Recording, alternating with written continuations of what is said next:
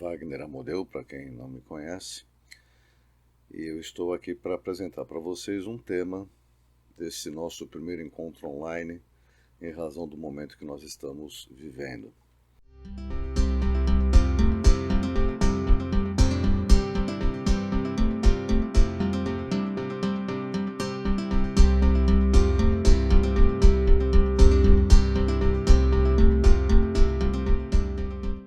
Então, só depois do século XIX, final do século XIX, por aí, que se começa a olhar a obra do Dom Quixote com outro olhar e a reconhecer o valor literário e também o valor da mensagem daquela obra, 200 anos já depois.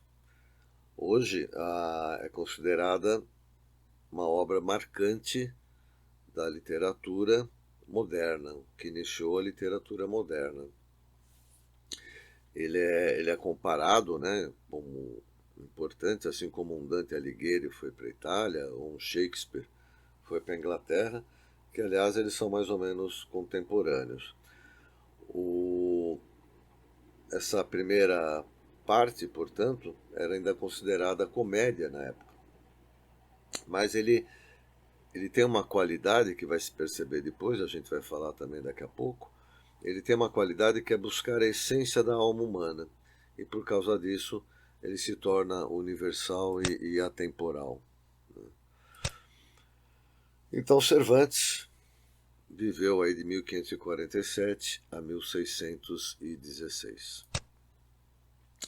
Então, falando agora, né, um pouco mais da própria obra e da história do livro, o livro tem 1000 páginas, né, somando as duas partes. Eu já li faz tempo, e aí fui lembrando de algumas passagens, né, aí fui pesquisando, retomei o livro, pesquisei na internet algumas passagens que eu achei que fossem as mais significativas para este trabalho atual aqui do Café Duplo, né? Pode ser que tenha escapado alguma coisa interessante. Mas então lembrando, né, que a obra tem duas partes e ela faz uma crítica aos romances de cavalaria. Ela começa assim, justamente porque a gente está saindo de um período medieval, passou pela Renascença, já estamos entrando aí na Idade Moderna, mas os romances de cavalaria eram muito consumidos, digamos, eram muito apreciados pela sociedade, o que me parece um pouco normal que aconteça, né? A gente sempre busca, numa visão romântica do passado, poder aguentar um pouco o presente, ou ao contrário, né? Projeta no futuro uma realidade que na verdade é um sonho, porque é um projeto, o projeto é um sonho. E aí vem a importância da própria figura do Dom Quixote, porque ele critica os romances de cavalaria, mas ao mesmo tempo ele se torna um cavaleiro. Então ele traz o passado para o presente e acaba projetando para o futuro em busca de um sonho de um mundo melhor. Então é um pouco por aí que a obra do Dom Quixote ganha importância. E com isso ele faz uma crítica ou uma reflexão ética, muito influenciado ainda pelo cristianismo e, portanto, também pela escolástica, que por sua vez é influenciada por Aristóteles e tem algumas coisas assim de Platão e tal. Então por causa da Renascença, né? Lembrando que quando ele foi para a Itália ele teve contato com tudo isso, né? Isso os biógrafos relatam, né? Da importância dessa passagem dele pela Itália. E aí na obra ele vai discutir muito essa questão da razão e da imaginação, do bem acima de tudo. Dom Quixote é movido para fazer o bem e para fazer a honra à Dulcinea, que daqui a pouco depois a gente comenta um pouquinho. E aí ele acaba discutindo, né, nessa obra do Dom Quixote de La Mancha, o que é o real e os filtros da percepção que a gente tem em relação ao real. E aí vem a pergunta, né? Será que o real existe? Aquelas perguntas assim, né? Que são às vezes lugar comum, mas que são importantes para uma reflexão como essa que a gente costuma levar aqui no café duplo. E aí vem esse pequeno trecho logo no começo do livro, e é justamente isso que eu estou marcando agora em branco, que me fez lá atrás me fez refletir, perdão, sobre o tipo de leitura que eu estava fazendo. Então acabou sendo marcante para mim, né? Eu não li toda a obra lá no passado, são 1000 páginas. Tinha hora que eu cansava, né? Eu fui lendo ao longo de muitos anos trechos que eu deixei de ler, e aí fui tendo uma noção um pouco da obra como um todo. E até legal a gente ler aqui, né? Porque como é que ele vira o Dom Quixote, que na verdade é o nome original dele, como é que ele assume o personagem de Dom Quixote? E está resumido aqui nesse trecho. Em suma, tanto naquelas leituras se enfrascou, que as noites se lhe passavam a ler, desde o sol posto até a alvorada, e os dias desde o amanhecer até o fim da tarde. E assim, do pouco dormir e de muito ler, se lhe secou o cérebro, de maneira que chegou a perder o juízo. Ou seja, de tanto ler ele ficou louco. Parece um contrassenso. Mas também era o tipo de obra que ele estava lendo, que eram romances nem sempre de qualidade, de cavalaria, e faz com que ele crie esse personagem do Dom Quixote.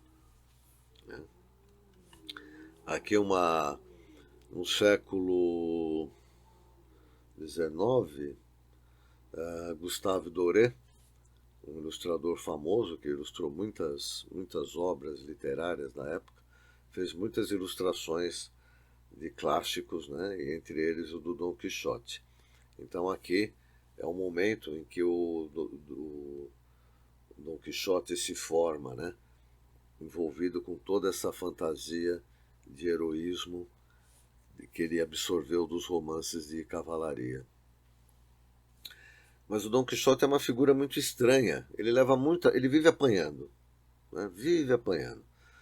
Apanha de mercador, apanha de policiais. Esse policial aqui entre aspas, né? Porque não existia exatamente policial. Ele é pisoteado por carneiros, porque ele quer enfrentar um bando de carneiros, porque ele acha que é uma tropa, né, que está ali atacando, invadindo o território. Ele luta contra os moinhos, enfim, né? Ele vive brigando até com os amigos e vive apanhando. Tem uma outra situação, porque quando ele se torna cavaleiro, né, que ele se investe e acha que vai ser um cavaleiro errante em busca de aventura, ele resgata, isso em termos psicológicos é interessante, porque ele resgata uns restos de armadura da família. Aí ele fica limpando, né, polindo, consertando, colocando uns pedaços de lata, uns enchimentos de papelão, e aí forma aquela armadura estranha, né, que a gente tanto conhece. Mas não basta fazer isso não tornaria ele um cavaleiro, ele precisa ser consagrado. Então ele sai numa primeira aventura. E nessa aventura ele encontra uma estalagem, é praticamente um bordel, até com mulheres na porta e tudo isso. Mas ele vê aquilo como um castelo, onde as mulheres são donzelas, onde aquele bando de gente ali, beberrão, né, são nobres, e no fim acaba de um jeito ou de outro, ele fazendo com que o dono da estalagem o consagre cavaleiro. Um pouco antes disso, tentam roubá-lo, porque eles dizem que um sujeito aparecer assim, com essa armadura aqui, deve ter dinheiro. E aí no fim percebe que ele é louco, mas acham que é um louco endinheirado. Então ele também tem uns percalços lá. Mas no final das contas, o dono da estalagem resolve fazer um ritual. E é interessante, né? Porque ele pega um livro de anotações de quem está devendo para ele e começa a fazer uma entonação como se aquilo fosse palavras estranhas entoadas em forma de ritual, o que mostra que o ritual seja ele qual for, numa vida profana, numa vida religiosa, ele tem muita importância pelo espírito que você encara aquele ritual. Ou seja, é uma ação interna que provoca uma transformação em você, e não necessariamente pelas palavras em si. Mas, de qualquer maneira, ele se sente consagrado. Volta para casa. Isso é muito comum nas aventuras do Don Quixote. Ele faz uma aventura e volta, faz uma aventura e volta. E aí ele é recomendado pelo próprio dono da estalagem que, para ele ser um cavaleiro, ele teria que estar bem arrumado, teria que ter uma donzela, teria que ter um ajudante, um escudeiro. E aí a ideia da donzela ele já tinha, né, pensado nisso, e ele procura um escudeiro, que é um vizinho dele, né, o famoso Sancho Panza, e com isso ele convence o Sancho Panza a segui-lo. Convence como? Ele promete riqueza para o Sancho Panza. Ele promete que ele vai ser governador de uma ilha. E o Sancho Panza vai. Essa dupla, né, Sancho Panza e o Cavaleiro Errante, essa dupla de razão e imaginação, loucura e medo, né, coragem, receio ou prudência, isso é muito comum em vários personagens, né? No Star Wars a gente encontra, em várias histórias, né, do Gordo e o Magro, em várias histórias a gente encontra essa dupla, né, essa dualidade, que é a dualidade do próprio ser humano, sem dúvida nenhuma. Outra coisa curiosa é como ele vê a Dulcinea, que vai ser a sua amada. Relata o livro que a Dulcinea era uma lavradora, que cuidava de porcos, na verdade, e que ela era muito feia e fedida por causa do trabalho dela, e que ela pouco se cuidava. Mas ainda assim, ele vê a Dulcinea como algo espetacular. E aqui são umas ilustrações, algumas do Doré.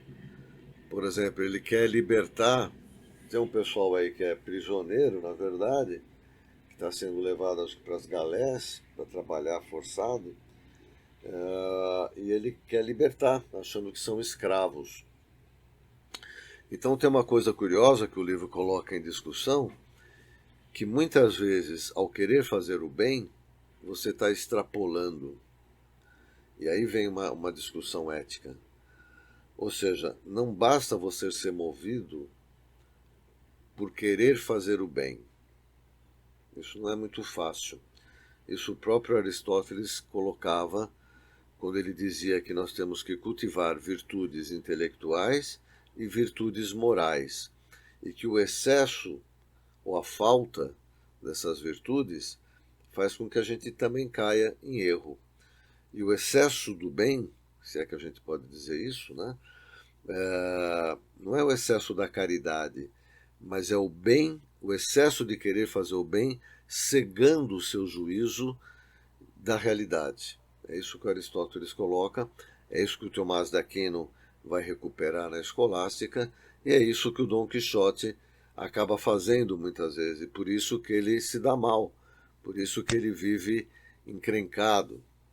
Essa ilustração é a briga dele com as ovelhas, onde ele leva uma surra das próprias ovelhas e dos pastores, porque ele entende as ovelhas como um exército, né?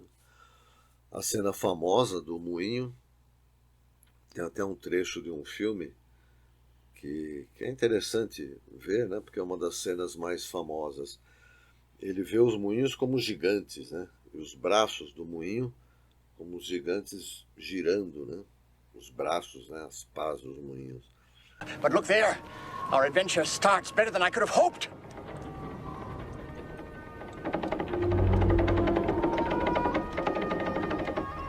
What are you on about? Outrageous giants. 30 of the brutes, at least. I intend to encounter them and deprive them of life. The destruction of their cursed brood is a task worthy of a knight and acceptable to heaven. What do I care for their shouting? Armed with the justice of my cause, what do I care for their sharp swords and terrible cudgels? With heaven's help, friend Sancho, today we shall win a tremendous victory. Do you agree?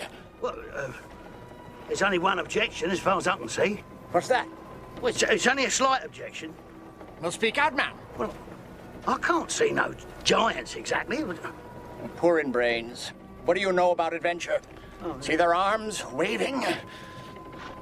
Some of that detested race have arms a mile long, but I shall bring them to their knees. They're not arms, sir. They're the sails of windmills. Harmless devices for grinding corn, so they tell me. Harmless devices, indeed. Go in a corner and pray if you have no stomach for this business. Hear me, giants! The combat is unequal, but I fight for heaven and the Lady Dulcinea del Toboso! Yeah! Well, say what you like, there's still windmills.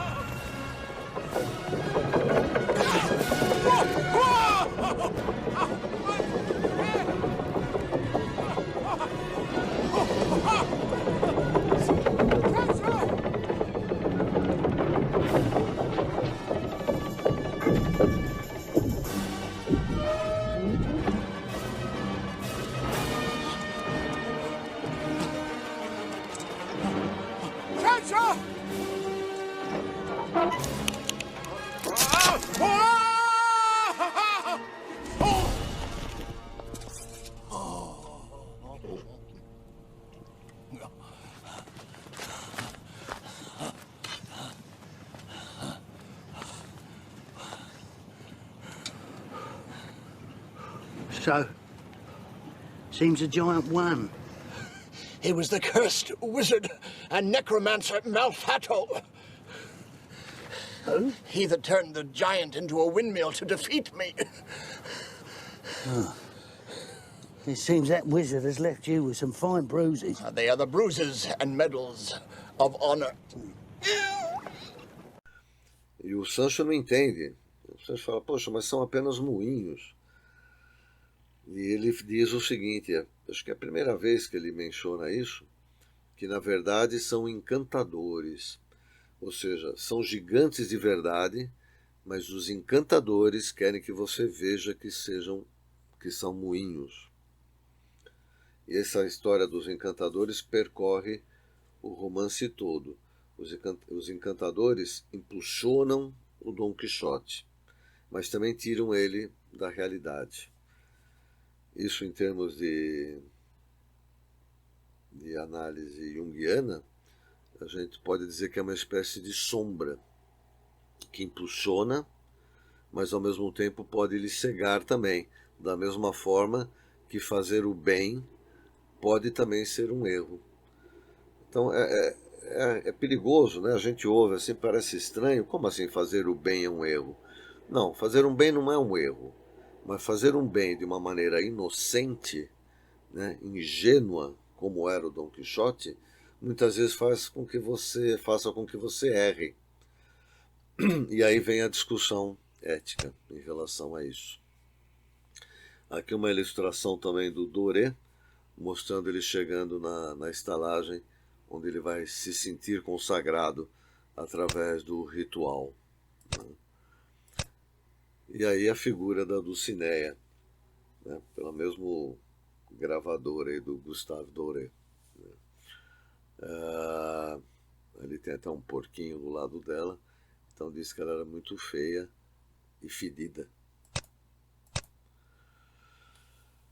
Então, de onde vem o fascínio, né, pelo Dom Quixote? São, na verdade, os paradoxos. E esses paradoxos são os paradoxos que a gente vive. E ao buscar a essência desse paradoxo, no sentido humano, ele acaba se tornando um personagem universal. E aí a identificação com ele. Mas também tem algumas outras coisas que a gente pode explorar.